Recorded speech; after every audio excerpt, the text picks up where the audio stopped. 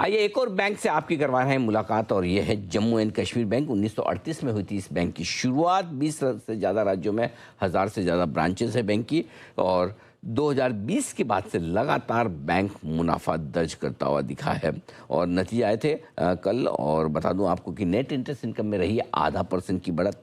मुनाफा 36% बढ़कर आता दिखा है। प्रोविजनिंग यहाँ पर 50 करोड़ की थी राइट बैक के सामने और साथ ही साथ ग्रोस और नेट लेवल पर एसेट क्वालिटी में दिखाया अच्छा खासा सुधार। निम्स जरूर घटकर आए हैं थोड़े से 3.9% से 3.5% के आसपास। वो भी जानेंगे समझेंगे मैनेजमेंट से उसकी क्या है वजह। लेकिन नंबर्स आपको दिख रहे हैं मजबूत। अब तक का हाईएस्ट एवर क्वार्टरली प्रॉफिट और highest ever annual profit bank ने किया है दर्ज। आइए मुलाकात करते हैं। हमारे साथ बैंक के एमडी और सीईओ अमिताभ चटर्जी साहब कार्यक्रम में हो रहे हैं शामिल। दिसंबर 2024 से बैंक की कमान आपके हाथों में है एमडी सीईओ के तौर पर। 30 साल से ज़्यादा लंबा गहरा अनुभव है आपका एसबीआई और एसबीआई की ग्रुप कंपनियों में कामकाज करने का। और आपने डॉक्टर श्यामा प्रसाद मुखर्जी यूनिवर्सिटी रांची से साइंस में बैचलर्स की डिग्री हासिल की है और साथ ही आपने आईसीएफए बिजनेस स्कूल से एमबीए की डिग्री भी हासिल की है। चटर्जी साहब गुड मॉर्निंग, बहुत बहुत स्वागत है आपका। धन्यवाद हमें समय देने के लिए। नंबर्स के हिसाब से तो मामला अच्छा दिख रहा है क्योंकि आपने हाईएस्ट एवर एनुअल प्रॉफिट और हाईएस्ट एवर क्वार्टरली प्रॉफिट दर्ज किया है इस तिमाही में। बताएं सर क्या कुछ खास बातें रही इस तिमाही में आपके लिए। नमस्कार अनिल जी, बहुत बहुत धन्यवाद। मैं बहुत खुशकिस्मत हूँ इस बैंक में रहने का। पिछले 5 साल से लगातार इस तरह का परफॉर्मेंस दे रहा है। इस साल अगर आप देखेंगे सिचुएशन बहुत ही खराब रहा था जम्मू एंड कश्मीर में।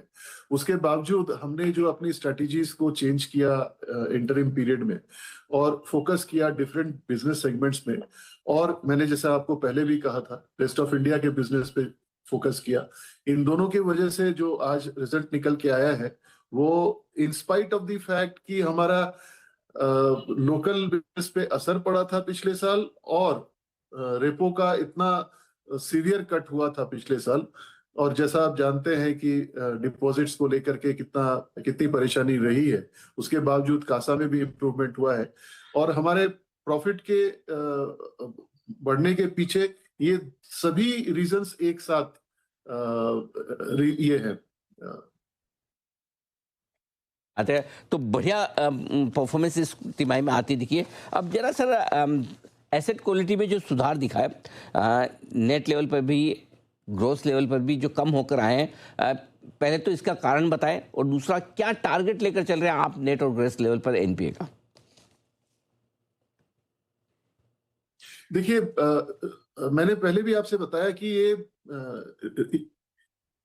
एनपीए रिकवरी पे हमारा फोकस बहुत स्ट्रांग रहा है। तो इस साल भी हमने जो जिसको नेट रिकवरी कहते हैं करीब करीब 500 करोड़ की रिकवरी हमने की है इस साल, जो एनपीए अकाउंट्स में की है हमने। और इसके अलावा भी 200-250 करोड़ के आसपास हमने रिकवरी रिटर्न ऑफ अकाउंट्स में भी की है।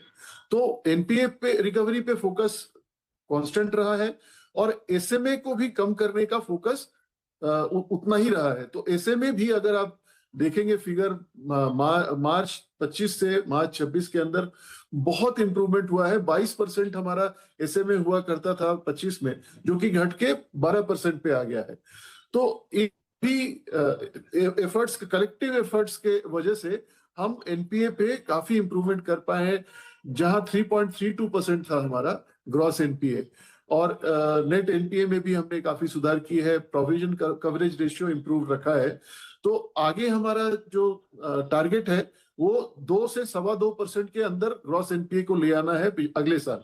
और हम जिस तरह से काम कर रहे हैं आई एम श्योर कि इससे बेटर ही होगा।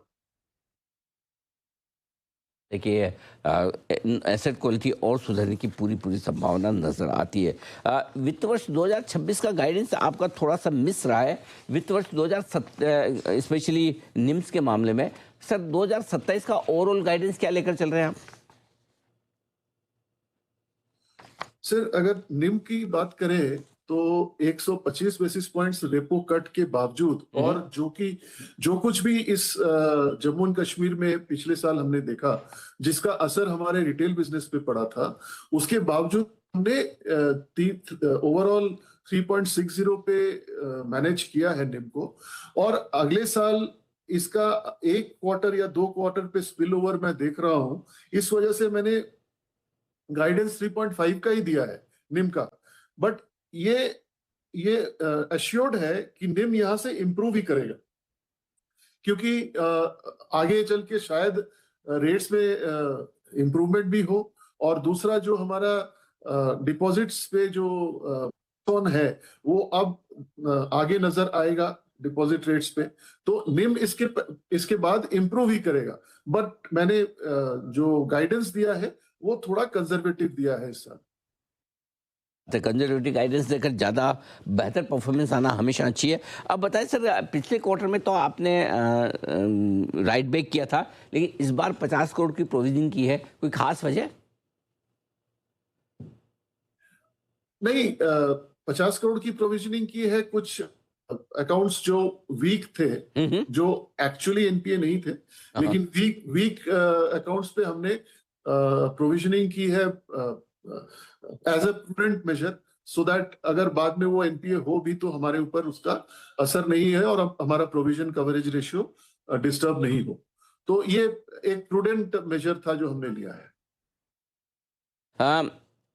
ये बताएं सर कि जो भी अब नए ईसीएल नियम आ रहे हैं, लागू होने वाले हैं, क्या उसके चलते प्रोविजनिंग बढ़ाने की जरूरत पड़ेगी या सफिशिएंट है? नहीं, प्रोविजन तो हर बैंक को बढ़ानी पड़ेगी, और जो ईसीएल का अभी मास्टर डायरेक्शन आया है उसके हिसाब से हर बैंक को अपना एक मॉडल क्रिएट करना है, बोर्ड अप्रूव्ड मॉडल। उस मॉडल के तहत आप डिसाइड करेंगे, कुछ तो बेस नॉर्म्स दिया हुआ है और कुछ आपके मॉडल पर डिपेंड करता है। अगर बेस नॉर्म्स को लेके चले तो अगले 5 साल में हमने जो एक रफ कैलकुलेशन किया है अपने बैंक का, तो 1600 करोड़ का एडिशनल प्रोविजनिंग करने की जरूरत पड़ेगी। ये बेस नंबर्स के हिसाब से है, जो बेस नॉर्म्स आरबीआई ने सेट किया है, पर उसमें इंप्रूव करने का बहुत सारा स्कोप है। जैसे हमने आपको बताया कि हमारा एसएमए 22% से 12% हम लेके आए हैं, तो स्टेज 2 स्टेज 3 में उसका असर पड़ेगा। तो इसीलिए मैं समझता हूं कि किसी भी बैंक को अपने पोजीशन को सुधार करने का पूरा अपॉर्चुनिटी है, हमें भी है। और एट द मोमेंट हम जो कैलकुलेट कर रहे हैं वो 16 से 1700 करोड़ रुपया अगले 5 साल तक का एडिशनल प्रोविजनिंग की रिक्वायरमेंट होगी ईसीएल के वजह से। बहुत धन्यवाद, आपने समय दिया, विस्तार से नतीजों पर बातचीत की, आगे का गाइडेंस भी दिया। तिमाही दर तिमाही और साल दर साल तगड़ी परफॉर्मेंस जम्मू कश्मीर बैंक की आई है, उसके लिए एक बार फिर से आपको कॉम्प्लीमेंट्स और बधाई। उम्मीद करते हैं वित्त वर्ष 2027 उतना ही मजबूत, उतना ही बेहतर साल आपके लिए साबित